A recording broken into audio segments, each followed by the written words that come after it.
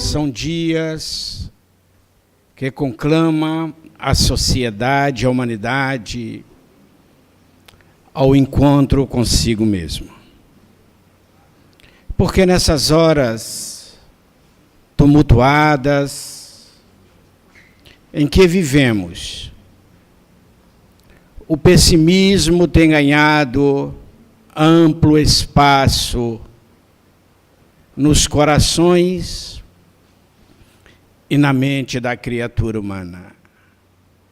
É como se os valores éticos e espirituais estivessem fora de moda. O homem moderno, apesar do avanço tecnológico e científico, ele está encontrando dificuldade de conhecer a si mesmo. Ele, como disse o admirável pensador, que o homem perdeu o endereço de si mesmo. O admirável teólogo e psicólogo, Dr. Rolomei, ele afirma que diante de tanto avanço, nós não logramos a paz que buscamos. Nós ainda estamos carentes de amor, de afetos e de paz. Porque apresenta-nos uma cultura onde o ter tem primazia sobre o ser.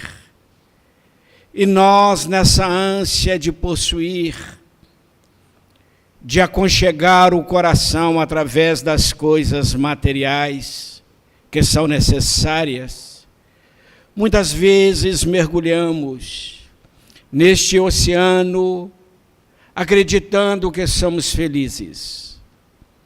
E tem dia que tudo dá certo em nossa vida. Tem semana que tudo ocorre com tranquilidade. Às vezes até anos.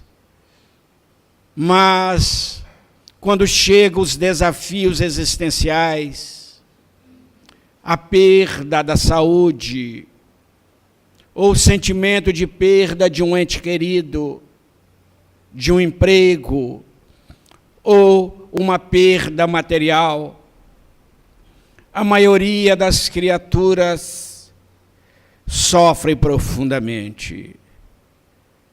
É o que nos avisou Jesus há 2000 anos atrás, que no mundo nós teríamos aflições, e que a fé de muitos se esfriaria por causa dessas aflições. Então Jesus volta, através da doutrina espírita, ele na condição de consolador, prometido, o Espírito da Verdade, junto com essa falange superior, ele vem nos trazendo um roteiro seguro para sermos felizes.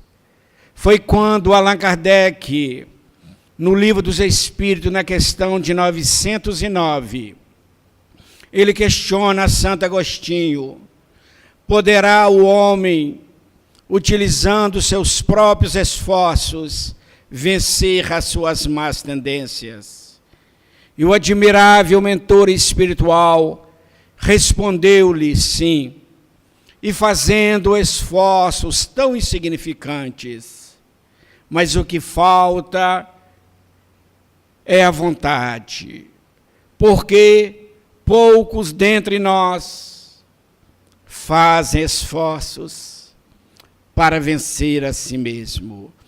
E mais adiante, na questão de número 919, Allan Kardec questiona o nobre espírito: qual o meio mais prático e mais seguro que tem o homem de ser feliz na terra e vencer o assédio do mal? Ele responde: um sábio da antiguidade já vos disse, conheça-te a ti mesmo. Mas a maioria de nós não nos conhecemos.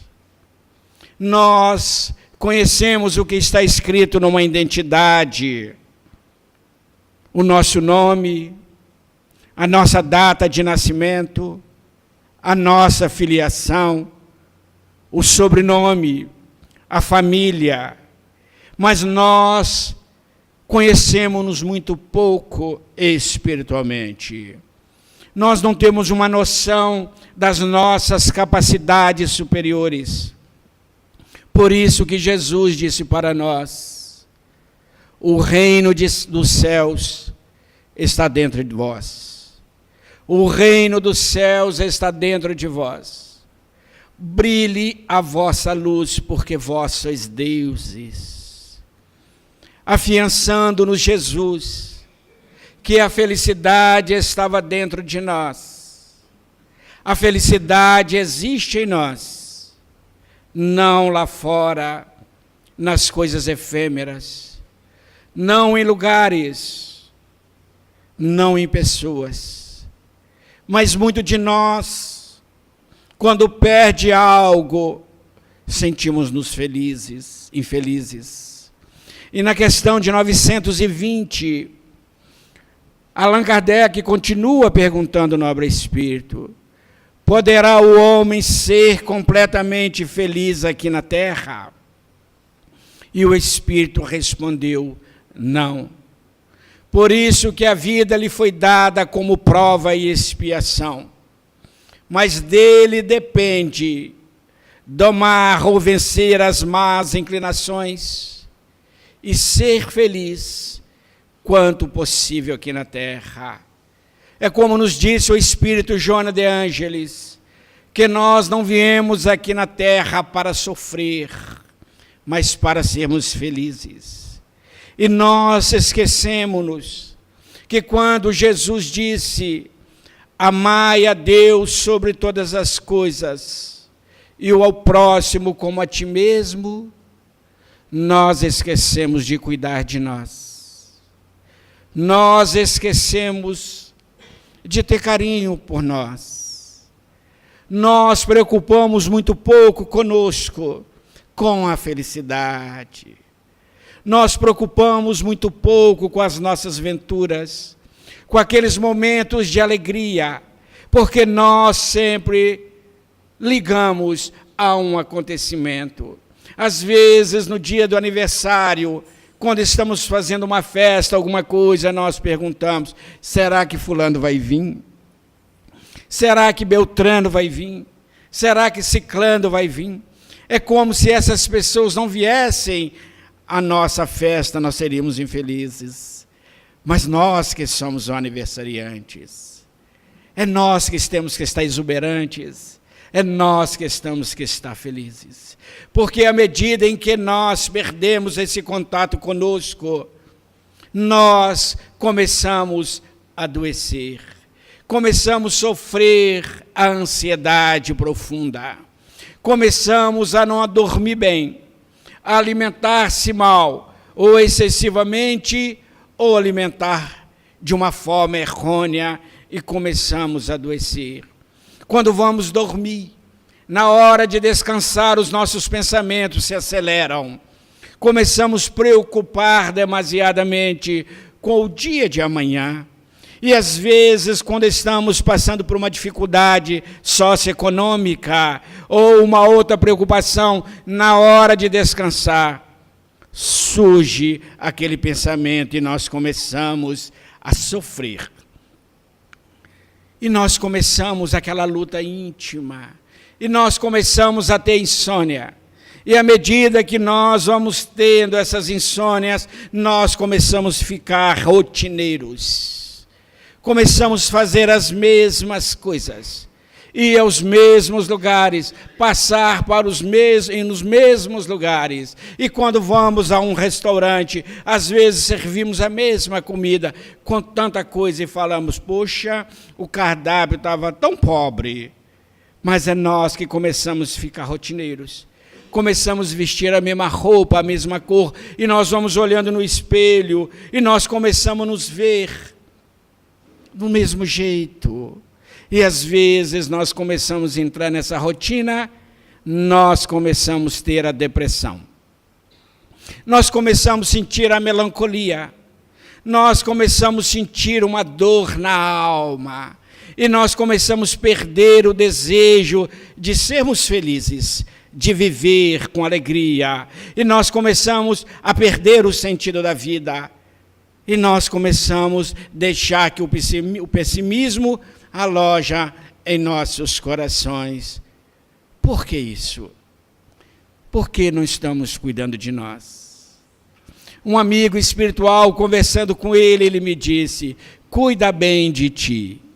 Eu perguntei, o que é cuidar bem de ti? Ou cuidar bem de mim? Ele me disse, o alto amor. Você tem que se amar. Amar muito para você amar a Deus e ao próximo. Mas enquanto você não amar profundamente a você mesmo, você vai ser uma pessoa triste. Uma pessoa que não vai sentir prazer na vida, porque tudo vai estar condicionado às pessoas, às questões materiais ou às situações que vão me fazer feliz.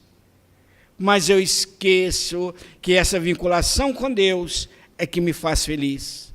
Porque a poderosa energia do amor é que nos alimentam, é que nos faz capazes de vencer. Quantos de nós estamos desistindo dos nossos projetos de vida? Quantos de nós, ao chegar aos 40, 50 anos, começamos a nos rotular, eu estou velho? Quantos de nós, que às vezes alguém chama para sair, eu estou velho para isso. Vamos numa festa, eu estou velho para isso.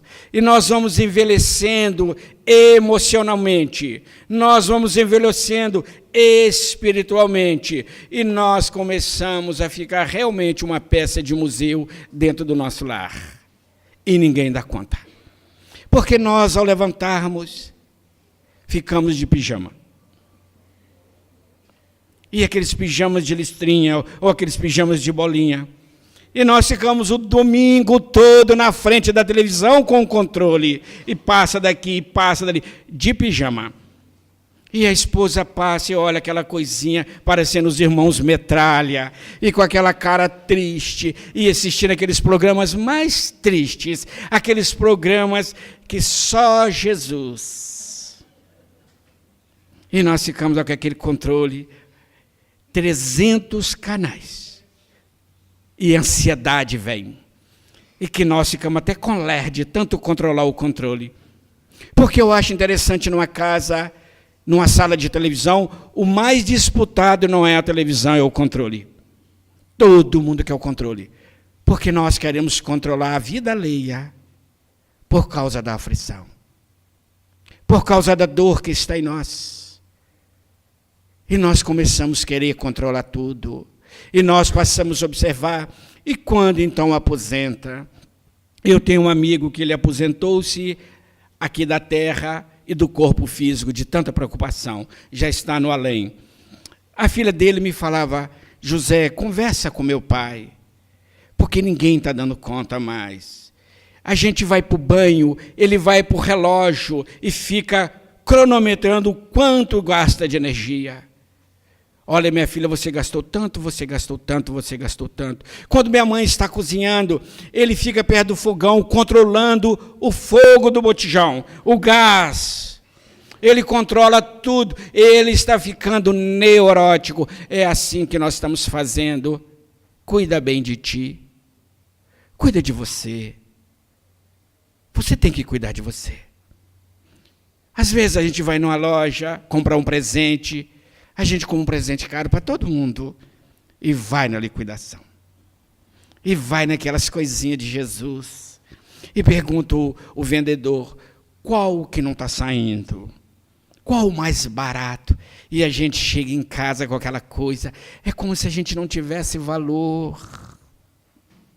E quando nós estamos nesse estado de tristeza psicoemocional, e nós tiramos férias com a família. E para quem tem filho pequeno na praia, toda hora passa um vendedor.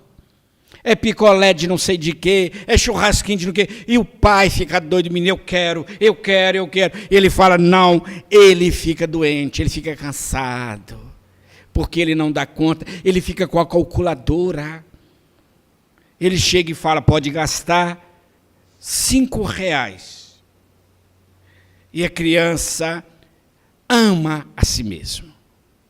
A criança gosta tanto dela que ela tem olho para coisa melhor. E ela olha e diz, eu quero aquele. E se eu não ganhar, eu vou chorar.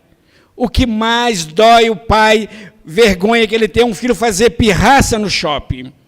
Que todo mundo olha a criança caindo e a criança rolando. E o pai chega, queridinho, quase querendo quebrar o braço dele para ele voltar ao prumo. É ansiedade. É o medo de ser feliz. Porque o reino dos céus está dentro de nós. Então não vamos esperar uma felicidade de fora, porque a felicidade é de dentro para fora. Então cuida bem de ti. Tenha um zelo por você, um alto amor. Olha um dia no espelho, sem fazer críticas. Olha um dia no espelho e fala para o espelho, espelho meu. Existe alguém mais belo do que eu? E sai correndo quando ele fala. E o espelho não vai responder. Mas nós vamos ter medo de fazer a pergunta. Porque quando nós chegamos no espelho, nós temos medo de ver a imagem que está ali naquele espelho. Porque nós vamos ver no espelho, é a imagem que nós criamos. Porque às vezes as pessoas chegam perto de nós e falam, você está tão bem. Ao que nós falamos são seus olhos.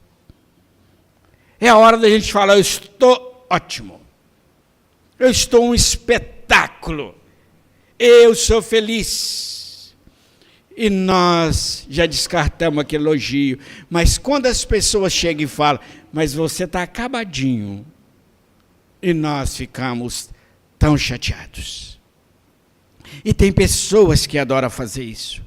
Tem pessoas que ficam olhando o nosso peso, até as ruguinhas novas que surgem. Quantas pessoas chegam perto de nós, olham e falam assim, olha, estou vendo algo diferente, você está mais roliço, você está mais cheinho, você está mais velho, você está com cabelo branco. É porque ele tem medo de olhar para si e joga todo o seu reflexo psicoemocional naqueles que querem ser felizes.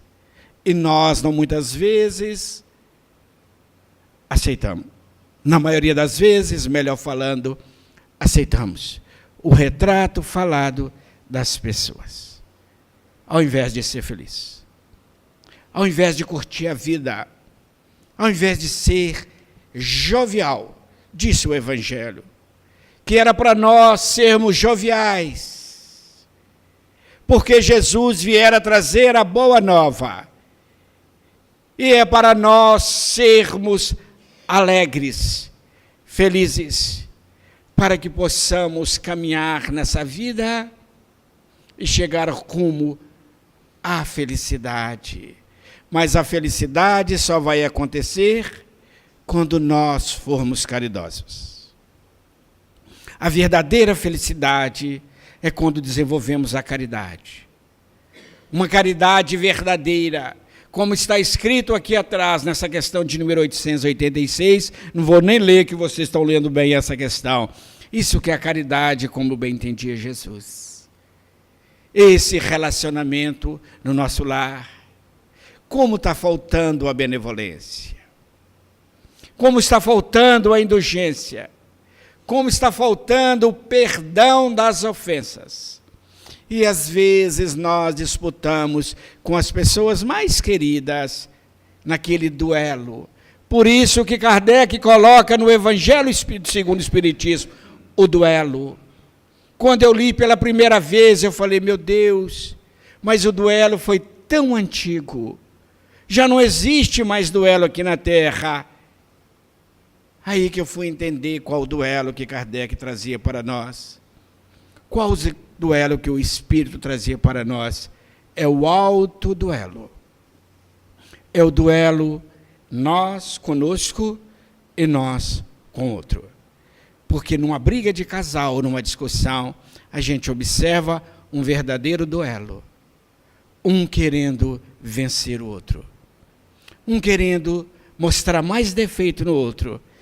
E o que eu acho paradoxal, que foi aquela pessoa que nós escolhemos para ser esposa, para ser esposo. Foi a ele ou a ela que nós depositamos todos os nossos votos de amor, de ternura para construir uma família. E às vezes, naqueles momentos de crises, nós não sabemos comportar. Ao invés de fazer o outro melhor, nós puxamos o outro para baixo, como homens pigmeus que invejam os homens gigantes. Então nós começamos a analisar cada detalhe. E discutir com a mulher, a gente perde. Não adianta. A mulher tem uma memória fantástica. Às vezes, na que ela começa a brigar, ela não é muito de brigar. As mulheres não gostam de brigar. Brigões são os homens. E às vezes a gente está numa discussão, ela fala, você lembra quando eu te conheci pela primeira vez, aquele teu olhar me magoou. Quando foi isso? Aproximadamente 30 anos atrás. Elas não esquecem. Você lembra aquele dia que você falou isso? Não lembro. Porque o homem, ele é muito racional. A maioria de nós tem hora que falamos quase sem pensar. Às vezes nós soltamos. E a mulher, ela é categórica. Ela tem uma sensibilidade tamanha que ela sabe o que fala, como fala e por que fala. E às vezes nós não importamos com isso, mas ela não esquece. Ela não esquece daquele momento de amargura que nós causamos, aquela contrariedade, e às vezes nós nem lembramos mais. E às vezes nós nem pensamos mais, mas aquilo pode atrapalhar toda uma relação por muitas e muitas reencarnações. É o perdão das ofensas. Perdoar não é esquecer. Perdoar é não valorizar. É não dar valor. É não igualar-o ao ofensor. E à medida em que nós vamos guardando a mágoa, nós vamos adoecendo. À medida em que nós vamos guardando este resíduo, nós vamos perdendo a paz. Vamos perdendo a alegria. Eu ouvi uma fala do Divaldo Pereira Franco que me chamou muito a atenção. Divaldo Pereira Franco fala que o médico que cuida dele, ele é um oncologista também. E ele fala para Divaldo, Divaldo, você tem todas as condições fisiológicas de ter câncer. Todas. E Divaldo falou com ele, por quê? Perguntou-lhe, porque você teve um trauma tão profundo, você teve uma dor tão profunda na alma, que você desguarneceu o seu sistema imunológico. O seu sistema imunológico, ele não age com precisão.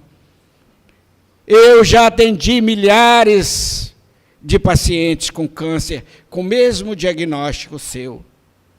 E perguntou a Divaldo, se você fosse católico, Divaldo, falou para Divaldo, se você fosse católico, eu prescreveria que a sua cura é um milagre.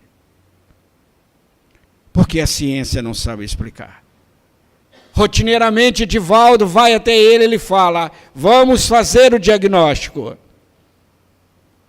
E Divaldo fala para ele, o meu medicamento, além dos medicamentos que o Senhor me receita, é o alto amor.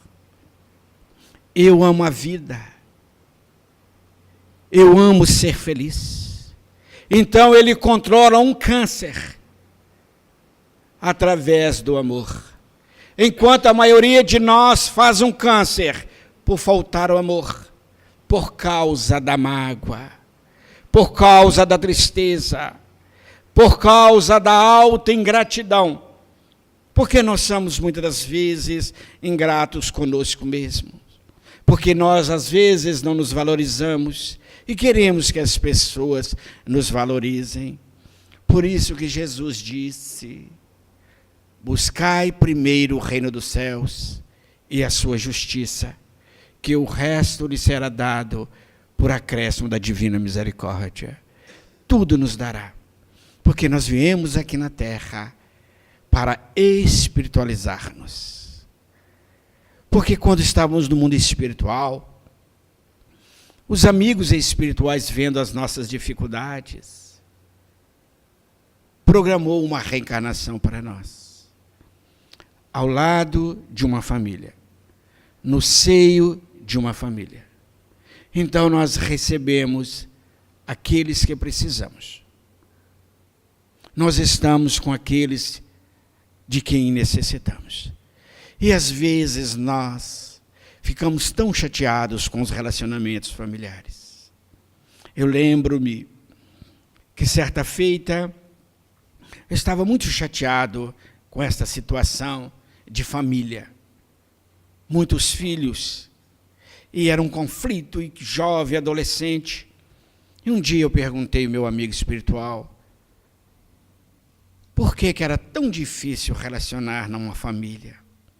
Ele me disse: você não tem a família que você merece, mas a família que você precisa.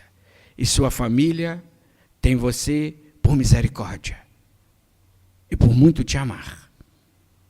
Mas eu gostaria de te perguntar, meu filho, você quer evangelizar ou evangelizar-se? Eu falei evangelizar-me, então faça e não exija nada. Se você chegar no seu lar, precisar de lavar uma vasilha, lava a vasilha. Se você abrir a geladeira e não tiver água, coloque água. Se a cama estiver desarrumada, arrume a cama. E eu comecei a pensar, ainda sou criolinho, mas a senzala está existindo. É o que nós pensamos. Ele falou o que Jesus disse: eu vim para servir e não para ser servido. Porque nós começamos a não valorizar o mal. Porque aquilo vai gerar em nós perturbação. Talvez chegar em casa e não achar água, pode ser o momento de uma briga grave com o filho ou com uma esposa. Nós estamos evitando. Por encher uma garrafa, por fazer um pouco mais, e eles vão gostando mais da gente, porque a gente vai fazendo tudo para eles, e vamos evitando conflitos, por coisas tão pequeninas, e é dever nosso.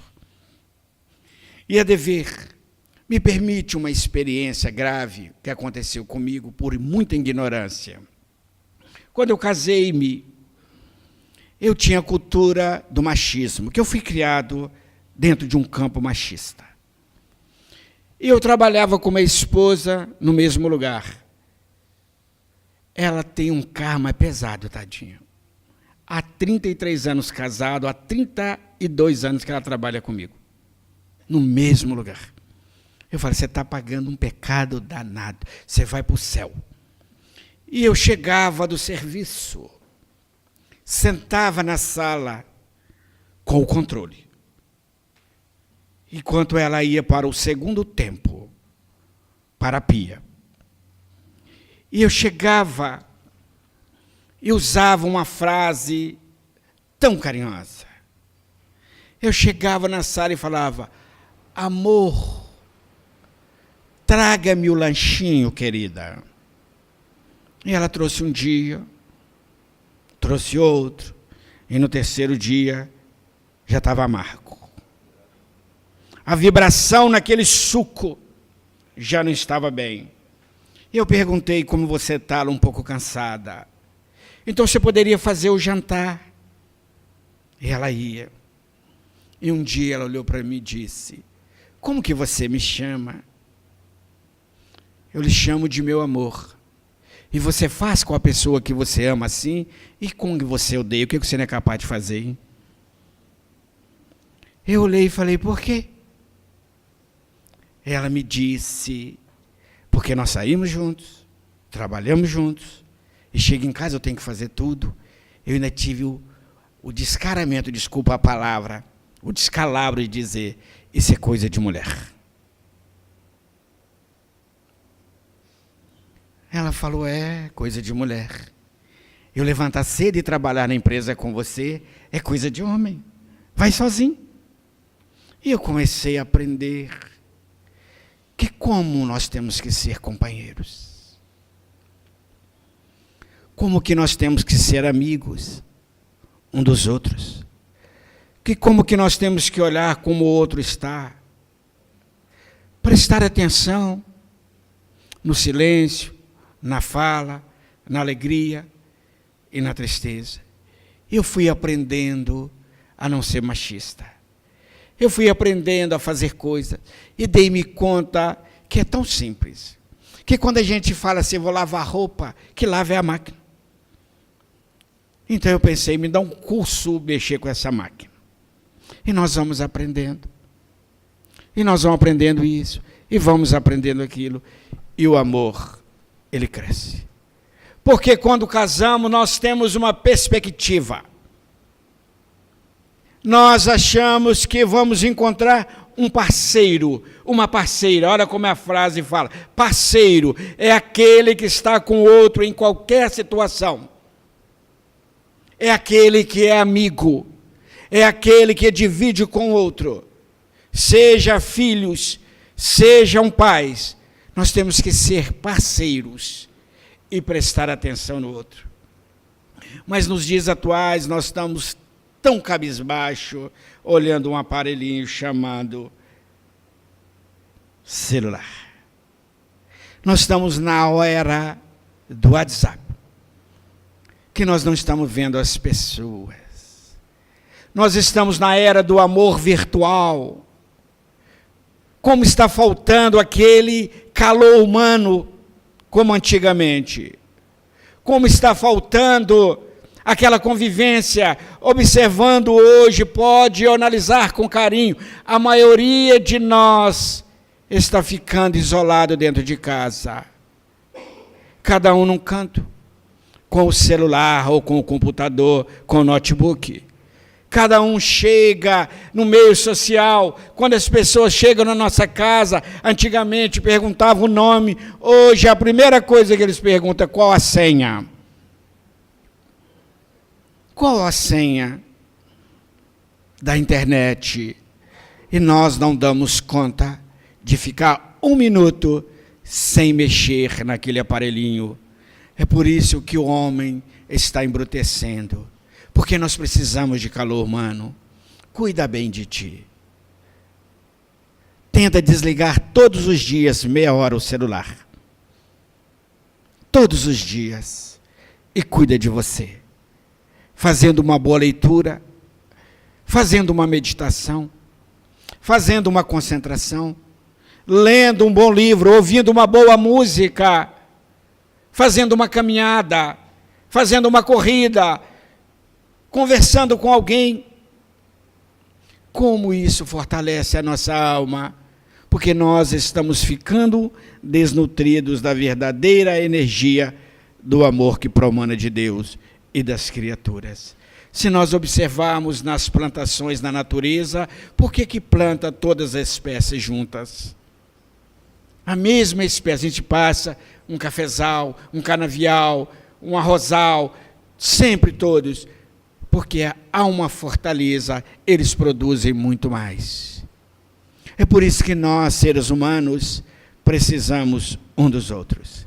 E nós estamos observando que nossas crianças hoje não estão brincando. As nossas crianças ficam presas no quarto. Hoje poderemos chamar as crianças do quarto. Eles não têm muito papo para conosco.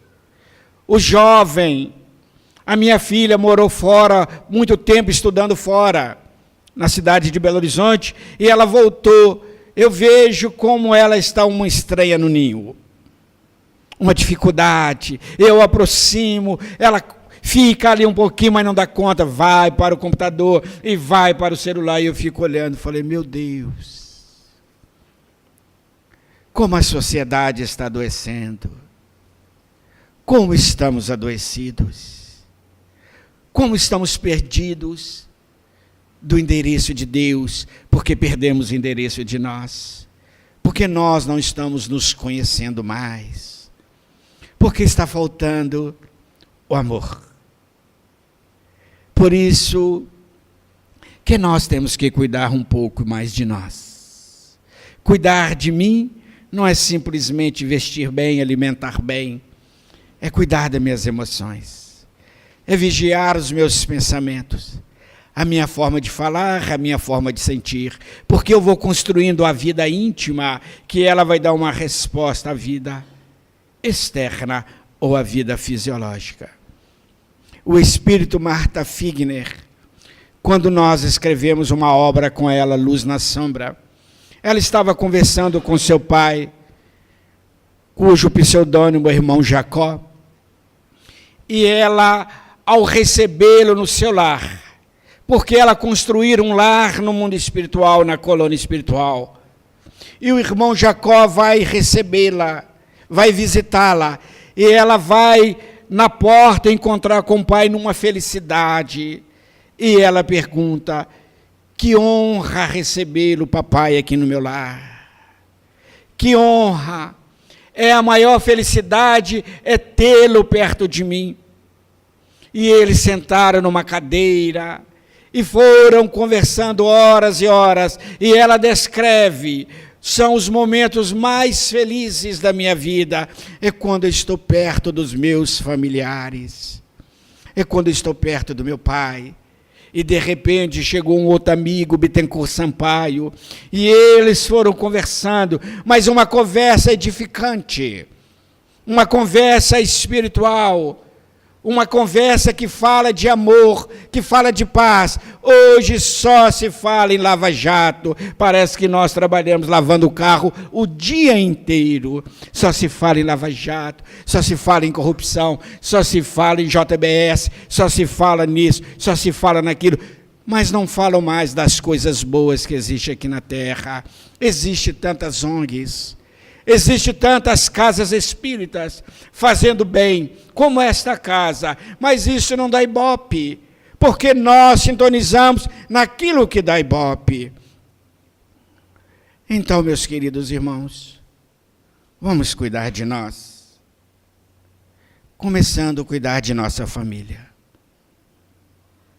dos nossos pais, dos nossos filhos.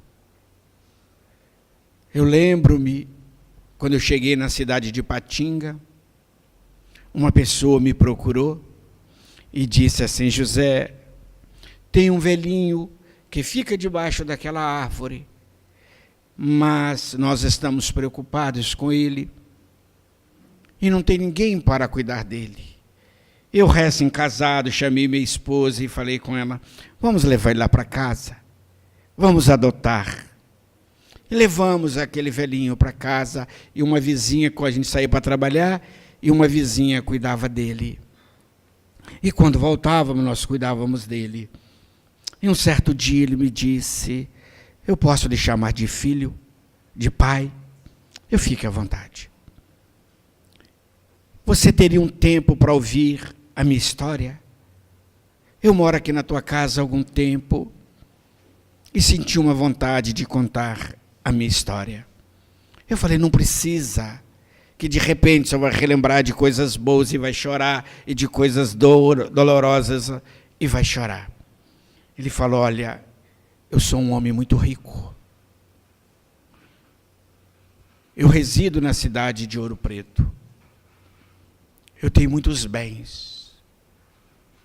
Mas meus filhos apossaram dos meus bens e me jogou na rua. Eu, não querendo causar conflito para eles, aceitei, porque eu observei que tudo que eu fiz foi construir um império, achando que meus filhos me amariam muito mais. Eu trabalhei dia e noite, sou semi-analfabeto, trabalhei, porque eu queria a felicidade dos meus filhos. E hoje amealhei uma fortuna incalculável. E eles pegaram tudo, porque eu não lhes dei amor. Eu não lhes dei amor. Eu lhes dei coisas. Eu não queria que eles sofressem. Eu não queria que eles passassem dificuldades.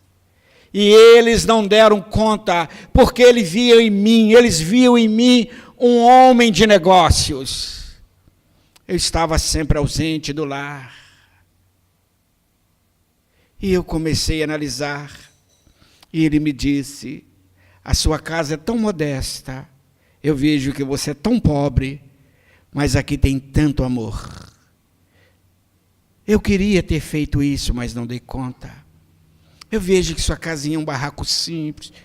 Eu falei: claro, a gente casou agora, a gente está construindo uma vida, mas aqui tem uma coisa que não tem amor. Você chega do serviço, vai conversar comigo, coar um café, preocupar com a refeição, me dá o que eu gosto. Quanta saudade eu tenho disso. Eu queria que meus filhos me amassem, mas eu criei déspotas domésticos. Eu criei uma família amoedada. Não faça isso com seus filhos. Eu falo: nem que eu quisesse, eu tenho condições. Então, meus queridos irmãos, após ouvir a história daquele velho, e eu comecei a trabalhar muito, e eu fui obrigado a arrumar um lar de velhos para ele, que ele estava ficando muito a sós. A saúde dele estava ficando debilitada. E nós o colocamos num lar dos velhos. Eu ia visitá-lo até que ele desencarnou. E às vezes, nós não estamos cuidando de nós. A maioria de nós teve uma vida modesta. Trabalhamos, sofremos, dividimos o pão de cada dia. Quantos pais não passaram privações para cuidar dos filhos? E se nós hoje estamos aqui, na condição que estamos, é por causa dessa educação que nós recebemos. Cuida bem de ti. Porque nós estamos blindando os nossos filhos, os nossos jovens, que eles não podem ter decepções, eles não podem ter conflitos, e quando tem um conflito, eles vão para a drogadição, eles vão para o alcoolismo, porque nós os criamos como bibelôs, acreditando que nós estamos dando felicidade para eles, mas nós não ensinamos a amar a si mesmos, a cuidar de si mesmos. E quantos jovens se charfudam nas drogas por carência afetiva? Quantos jovens me procuram para conversar e falam: irmão José, eu tenho tudo, mas não tenho um amigo dentro do lar. Quando eu sento com meu pai ou com minha mãe, brigo o tempo todo. Porque nós valorizamos nos nossos filhos, a maioria das vezes, o lado sombra, por medo. E nós começamos, eles vão sair, nós começamos a falar: cuidado com isso, cuidado com aquilo, cuidado com aquilo. Cuidado com a droga, cuidado com o álcool, cuidado com a violência, cuidado com isso, vocês não vão por causa disso. Eles já vão com aquilo na cabeça o tempo todo. Ao passo que nós deveríamos dizer: além das dificuldades, vão com Deus. Eu confio em você. Saiba entrar e saiba sair. Essa tarde, quando eu estava estudando, me apareceu um jovem espírito que quase toda a vida ele foi dependente químico. Ele teve um lar, uma mãe dedicada, que cuidou dele. Ele conheceu o espiritismo. Ele teve a oportunidade de conhecer a juventude espírita. Ele teve a possibilidade de ter uma evangelização espiritista. Mas ele me disse: irmão José, você não me conhece pessoalmente. Porque é muito interessante, eu tenho muitos amigos desencarnados, que eu não conheço, e às vezes eles se parecem para a gente conversar. Até no mundo espiritual tem carência. E ele me falou assim: que tolo que eu fui. Que tolo que eu fui. Ranquei até as últimas lágrimas de minha mãe. E hoje, quando eu olho para a vida, eu ainda sou o mesmo. Com as mesmas dificuldades, com os mesmos anseios. A droga anestesiava meu corpo, mas minha alma continuava aflita. E eu então fui usando substância, e desencarnei-me. E quantos de nós fugimos de nós mesmos, com medo de aceitar as nossas imperfeições, com medo de aceitar as nossas mazelas, com medo de dizer: eu ainda sou imperfeito, mas vou esforçar-me para ser perfeito. Que o próprio Jesus disse: sedes perfeito, como perfeito é o vosso Pai Celestial. E às vezes nós estamos criando uma família cada dia mais trancafiada. Por causa da violência, nós estamos presos. E os ditos delinquentes estão soltos. As nossas casas têm cerca elétrica, câmeras, vigia. Quase todas as casas em Patingas têm uma placa: essa residência é vigiada pela polícia militar.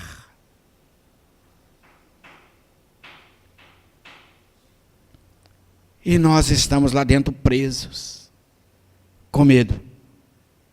Os carros blindados. O que está faltando no mundo? Algo está errado. Por isso que Allan Kardec disse para nós que enquanto nós não utilizássemos a verdadeira educação, o caos social se instalaria na Terra. Quando os economistas conhecerem a verdadeira educação, não haverá mais miserabilidade. Quando os homens de negócios conhecerem a verdadeira educação,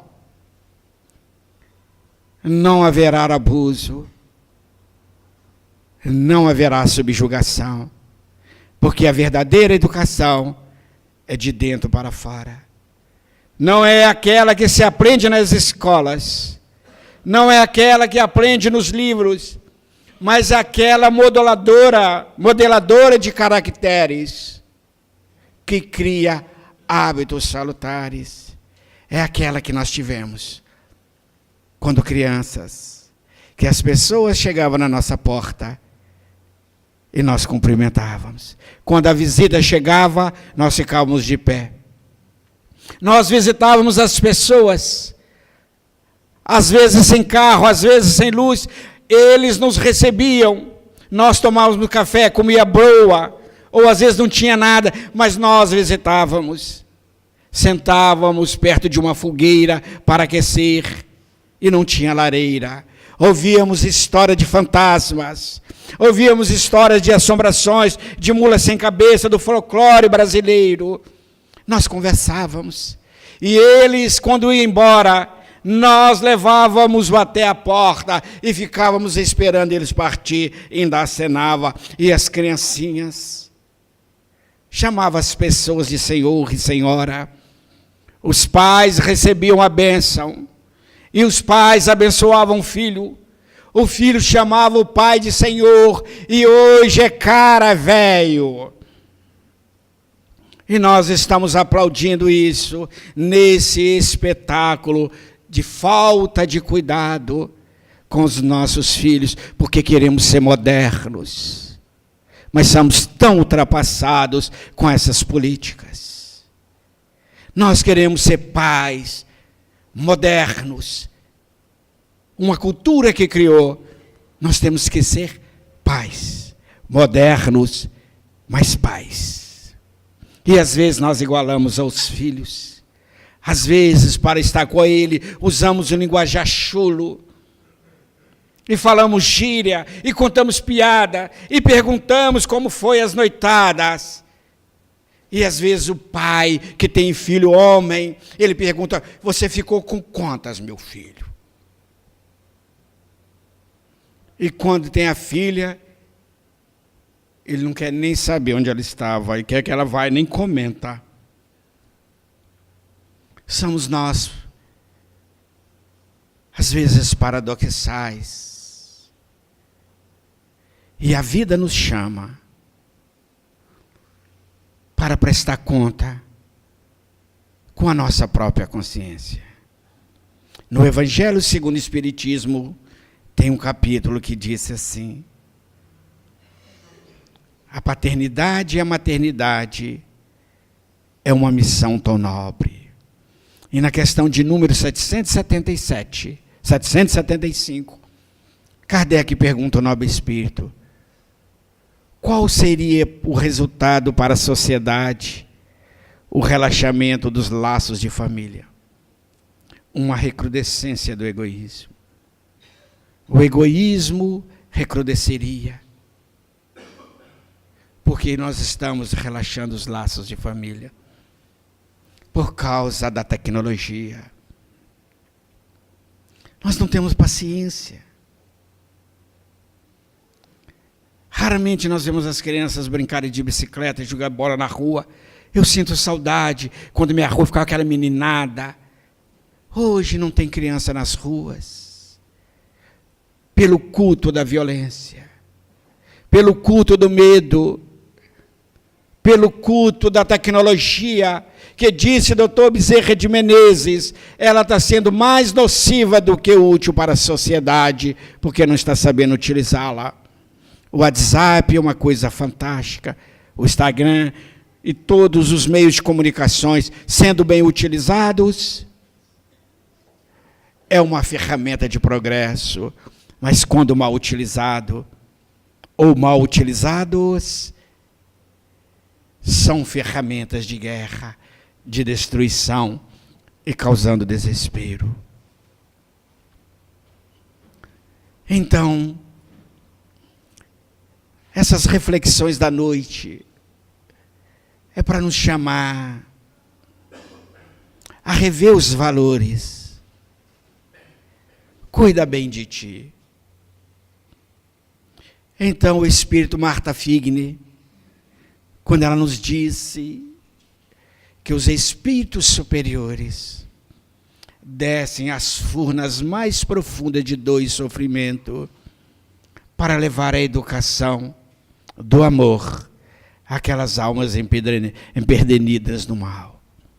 Porque eles são ignorantes, não são maus. Um dia serão luzes. Mas se nós não acendemos a luz da fraternidade, da bondade nesses corações, o mal dominará a terra por muitos milênios. Mas onde começa a educação? A educação começa conosco. Maria Montessori, quando ela nos disse assim, a educação começa quando o homem ou a mulher pensa em construir uma família. Ele já tem que pensar no valor e no modelo educacional que vai levar aos filhos. Eu sei que é muito importante os nossos sonhos de ver nossos filhos doutores, mas nós estamos esquecendo dos valores do homem de bem.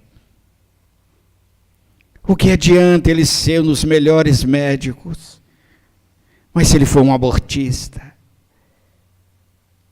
E se ele cobrar e não atender aquele que não tem dinheiro, como nós estamos vendo no quadro social? A criancinha desencarnou porque a médica não quis prestar socorro. Porque não tem plano de saúde alguns. E às vezes os médicos estão cansados de trabalhos excessivos. Onde está Deus? Onde está Jesus? Está bem pertinho de nós. Mas nós, às vezes, nos fazemos órfãos do amor de Deus por opção própria. Então, meus queridos irmãos, minhas queridas irmãs, nós estamos adoecendo muito mais na emoção. Quantos de nós estamos inquietos? Temos tudo e não temos nada. Quantos de nós? Eu conheci uma pessoa, um grande empresário, muito rico economicamente, mas seu filho é dependente químico, viciado em drogas tão pesadas. E um dia eu cheguei perto dele, na casa dele. Nós estávamos querendo construir um grupo espiritista. E ele, dirigente de uma grande empresa. Nós invadimos o lar dele, esperando ele na varanda. Ele chegou. E o espírito amigo me falou assim: peça a ele em nome do filho, porque ele carrega um karma, uma dor, uma cruz invisível. É um homem que tem tudo, mas não é feliz. Eu então aproximei-me dele, quando os amigos pediam o terreno, eu falei: nós vamos cuidar dos jovens, das crianças, principalmente daqueles que se enveredaram pela dependência química. Ele falou: marquei agora com minha secretária, pode buscar o lote. E eu vi as lágrimas secretas escorrerem. Em quantos palácios, em quantas mansões, ao choro sufocado. Em quantas contas bancárias milionárias nos países fiscais que estão assinaladas pela miséria humana, pela decadência moral. Em quantos lugares que as festas, o barulho ensurdecedor das festas abafam a dor de pais e de mães que estão perdendo seus filhos nos pegas e carros luxuosos, ou atropelando, como aquele jovem atropelou o ciclista e jogou o braço fora. Onde está essa humanidade? Se nós somos os seres mais perfeitos da criação, como está faltando a humanidade? Jogar o braço fora e deixar o outro agonizante. E quando chegou, ele chegou munido de advogados. Era filho de um grande empresário, um estudante de universidade. Como está faltando o amor.